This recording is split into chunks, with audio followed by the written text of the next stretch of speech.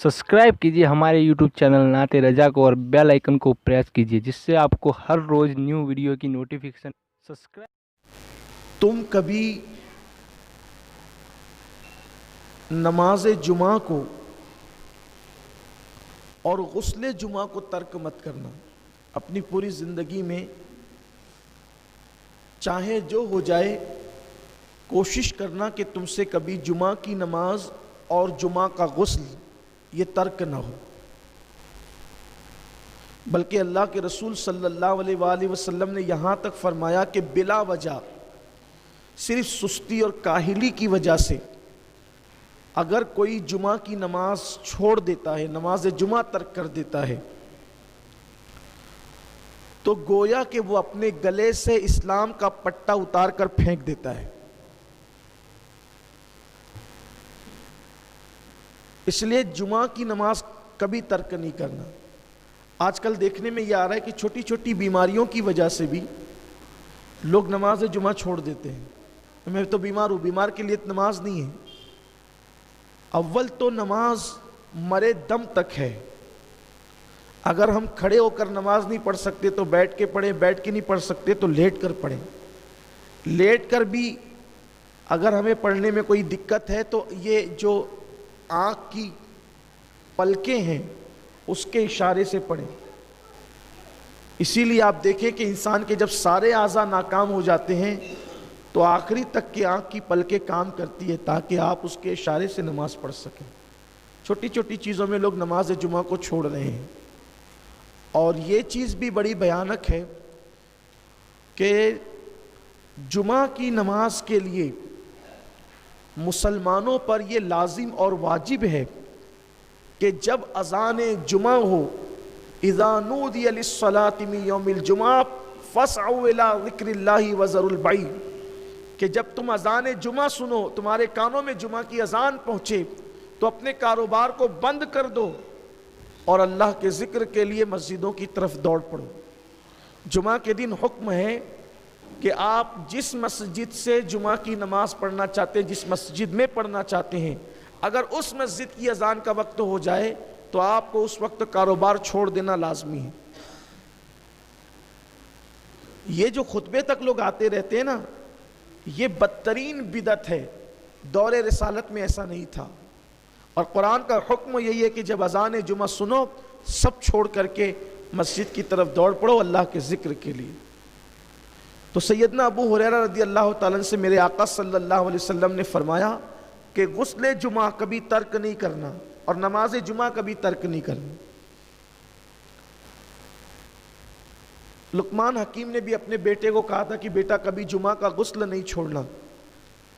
यहाँ तक रिवायतों में आया कि जो मुसलसल गुस्ले जुमा करता है अल्लाह उससे 70 बीमारियों से और बलाओं से महफूज फरमाता है।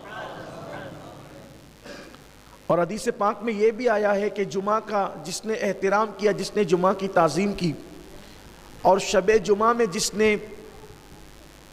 सुन्नत मुस्तफ़ा के मुताबिक वजीफ़ा ज़ौजियत अदा किया और फिर उसने गुस्ल किया और खुशबू लगाकर वो मस्जिद की तरफ चला तो हर कतरे के बदले में अल्लाह ताला उसे 1 साल की इबादत का सवाब अता फरमाता है। और जब वो मस्जिद में आया और लोगों की कांधों को उसने नहीं फलांगा, हदीस पाक है कि मस्जिद में आया लोगों के कांधों को नहीं फलांगा। लोगों के कांधों को नहीं फलांगे का मतलब यह है कि लोग बाद में आते हैं और आगे आगे घुसने की कोशिश करते हैं, ये भी मना किया गया है। बल्कि अल्लाह के रसूल सल्लल्लाहु अलैहि वसल्लम ने सैयदना अबू हुरैरा से एक दिन फरमाया, ए अबू हुरैरा क्या तुमने जुमा की नमाज नहीं पढ़ी? हज़रत अबू हुरैरा ने अर्ज़ की, या रसूल अल्लाह मेरे माँ बाप आप पे कुर्बान, मैंने तो जुमा आपकी इक्तिदा में आपके पीछे पढ़ा है। फिर सरकार अलैहिस्सलाम ने फरमाया, अबू हुरैरा क्या तुमने जुमा की नमाज नहीं पढ़ी? फिर इसके हुजूर मैंने तो आपकी इक्तिदा में जुमा पढ़ी। फिर अल्लाह के रसूल सल्लल्लाहु अलैहि वसल्लम ने फरमाया, ए अबू हुरैरा क्या तुमने जुमा की नमाज नहीं पढ़ी? तो फिर उनको एहसास हो गया कि या रसूल अल्लाह सल्लल्लाहु अलैहि वसल्लम मैं तो आपकी इक्तिदा में मैंने जुमा पढ़ी। तो सरकार ने फरमाया कि तुम बाद में आए थे और तुम सफ़ों को चीरते हुए आगे आ रहे थे। जो ऐसा करता है गोया वो जहन्नम की आग को फलांता है। सफ़ों को चीर कर आने वाला गोया के जहन्नम की आग को फलांता है। तो جو جمعہ کی برکت ہے، نماز جمعہ کی برکت ہے، تو صفوں کو چیر کر اور پھلانگ کر آنے والوں کے لیے ڈر ہے، خدشہ ہے کہ کہیں وہ جمعہ کی برکتوں سے محروم نہ ہو جائیں۔ اس لیے بعد میں آنے والوں کے لیے ضروری ہے کہ ان کو جہاں جگہ ملے وہ وہیں بیٹھ جائے، صفوں کو نہ پھلانگے۔ اور پہلے آنے والوں کے لیے ضروری ہے کہ وہ آئے تو اولین صف میں بیٹھے، تاکہ پیچھے سے آنے والوں کو پھلانگنا نہ پڑے، ورنہ وہ جمعہ کی برکتوں سے محروم رہیں گے۔ لوگ جو ہے وہ آتے ہیں پیچھے بیٹھتے ہیں، اپنی سہولت سے بیٹھتے ہیں، دیوار کا ٹیک لگا کر کے بیٹھتے ہیں، لوگوں کی پوزیشن یہ ہوتی ہے۔ تو اس لیے جب جمعہ کی نماز کے لیے آؤ تو صفوں کو پھلانگ کر مت آؤ، جہاں جگہ ملے وہیں پر بیٹھ جاؤ، اور جو پہلے آئے وہ آگے آ کر کے بیٹھے۔